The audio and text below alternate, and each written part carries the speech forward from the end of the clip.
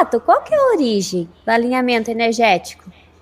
Pois é assim, gente. A origem, o Sim, alinhamento energético, ele é uma terapia xamânica, né? E o mais legal disso, o mais legal não, né? Mas assim, é interessante e é legal porque nós somos brasileiros e é uma terapia brasileira. sim, sim. Então, poxa, que interessante. Como tantas outras que foram criadas no Brasil, né?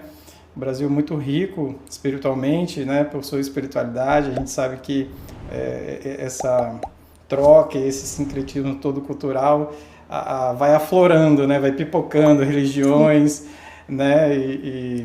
E formas de se atender, e terapias holísticas aí vão nascendo, né? E o alinhamento energético começa a sua história, né, com um cara chamado Luiz Delgado, né, que ele foi um cara assim, um estudioso, um alquímico, um cara também bem espiritualista, que na sua época buscou em algumas tribos indígenas esse conhecimento, né, e percebeu que os índios faziam isso entre si, né? Claro, não tão direcionado, não tão terapêutico, assim como se fosse um atendimento de uma clínica ou de uma coisa mais ali cliente, consulente, terapeuta, né? Mas é mais naquela coisa da roda de cura, né? Que é uma metodologia que inclusive o alinhamento energético faz, que chama roda de cura, que é em grupo, que seria o alinhamento energético para um grupo de pessoas Sim. ao mesmo tempo, que é bem interessante também. Mas nesse caso, né, que a Pri fez o atendimento comigo foi pessoal, né? Foi só Sim. ela e comigo, o terapeuta. Bom, e ele percebendo a forma como os pajés ali das tribos, né, os mais velhos que tinham ali não aquele domínio ali da tribo, que conduziam as tribos nessa pagelança, né? Então, óbvio que também ele foi, ao longo das experimentações e vivências nessas tribos indígenas, ele foi percebendo tal, tinha toda aquela pagelança, fogueira, né, medicinas da floresta envolvida e tal, mas ele foi pegando aquele cerne, né? O que estava acontecendo ali? Ele foi começando a entender, né, que ali estava rolando um atendimento, né, e uma ajuda psicoemocional para os viventes ali daquela aldeia, né? E muitas vezes em roda, muitas vezes não só sempre de um a um, mas às vezes em roda, dando voz a todos, né? E o pajé também manifestando canalizações diante daquilo, né? Manifestando, dando voz, né? Às vezes Sim. para uma dor. Então ele via ali o pajé, por exemplo, dar uma voz para uma dor, para uma situação, né, que alguém estava passando. Ele achou tudo isso muito interessante. E como ele já também participava de algumas coisas mais voltadas para o espiritismo, espiritualista, assim, que na época chamava Mesa de São Marcos, né? Que aí tinha todo um estudo mediúnico dele. Ele foi levando isso para uma terapia mais psicoemocional, né? Sim. Para uma área mais terapêutica psicoemocional. Então ele foi desligando também um pouco dessa questão tão espiritualidade, precisa de um intermédio, de um espírito do lado para fazer uma cura, e foi levando isso para uma outra instância, né?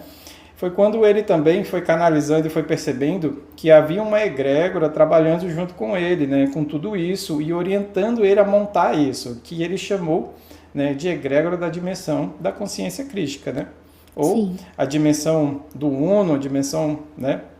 Ah, e aí, com essa dimensão, ele foi percebendo durante as canalizações e os atendimentos que foram aparecendo o que ele chamou de guardiões, né? E ele estabeleceu muito bem essa relação, ele entendeu desde sempre que esses guardiões não eram espíritos desencarnados fazendo um intermédio ali por ele, né? E sim que ele estava canalizando frequências, né, mais Sim. sutis de outros lugares, de outras instâncias. E essas frequências mais sutis estavam ajudando ele a limpar esses conteúdos psicoemocionais que os clientes estavam trazendo, né? Então, ao longo da jornada, desses anos todos de alinhamento energético, os guardiões também, a família, essa egrégora dos guardiões foram crescendo, né? Sim. E a gente chama de guardião, né? Mas é como um anjo guardião, um anjo, né? Nem sempre a gente também está falando diretamente que é um espírito que fica do lado te ajudando, né? Pode ser uma frequência mais sutil que ajuda de um outro ambiente. E esses guardiões, né, que são arquétipos, são frequências de luz. É como a gente vai pegar e chamar aqui, sei lá, Arcanjo Miguel. Não quer dizer que o Arcanjo Miguel vai descer com asas, espadas, tudo, vai descer do seu lado, te abraçar e tudo mais, né? E não necessariamente vai acontecer literalmente, né? Sim. Mas aquela energia dele Sim, pode ser sentir, canalizada né? e Sim. trazida e sentida no coração. Sim. Então é nesse sentido que os guardiões funcionam, ajudando. Então, na verdade, são eles que fazem o trabalho. E Sim. eu aqui como terapeuta, eu sou um canalizador, né? Uma pessoa aqui que está tentando ajustar os botãozinhos do rádio, da TV antigo, né? Rádio e TV antiga hoje, não tem mais isso.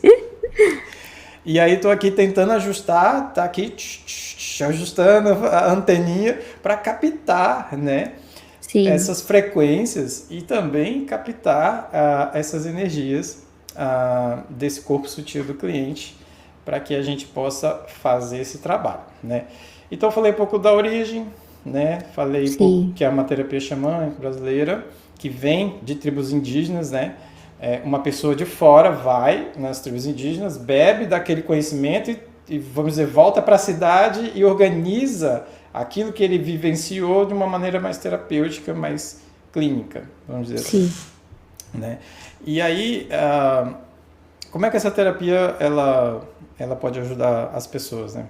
Então, as pessoas, todos nós, passamos a vida, a gente vai vivenciando, né, situações, a gente vai passando por traumas, por repetições, a gente tem automatismos que a gente repete muito, né? Ou seja, vindo de encarnações passadas, seja vindo de ancestralidades, seja vindo de sistemas familiares, né, dos nossos antepassados, do nosso sistema, né, familiar, que é uma rede, uma malha complexa, isso, né? E tudo isso está entrelaçado e vem, né, no nosso campo energético. E muitas vezes somos nós mesmos também, que ao longo da vida não sabemos lidar com uma determinada situação, e aí a gente vai provocar e gerar o que? Um ruído energético, né, no nosso campo de energia. Sim. E aí o terapeuta aqui vai tentar estabelecer uma conexão com esse teu campo de energia, né, para que eu possa canalizar esse conteúdo e possa dar voz para esse conteúdo, que muitas vezes nem você sabe, se você sabe, mas às vezes tem algo mais profundo. Tá inconsciente, né? Inconsciente. Às vezes, sim. Inconsciente, isso mesmo.